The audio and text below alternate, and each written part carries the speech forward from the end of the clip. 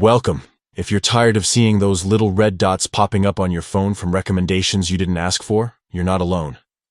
App icon badges can be useful for important alerts, but when they're tied to recommendations, they can feel unnecessary and distracting. The good news is that it only takes a few quick steps to turn them off, and today we'll walk through exactly how to do it for the X app.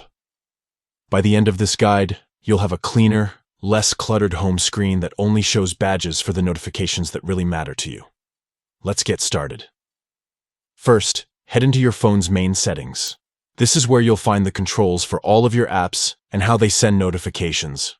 Once you're inside Settings, tap on Apps. From there, scroll through your list of applications until you find the X app, and then tap on it. Next, you'll see different options related to the app, but what we're looking for is the Notifications menu. Go ahead and tap on that.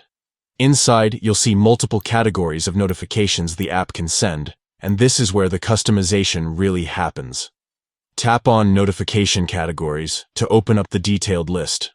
Among the different types, find Recommendations from X. This is the category behind those subtle but persistent icon badges.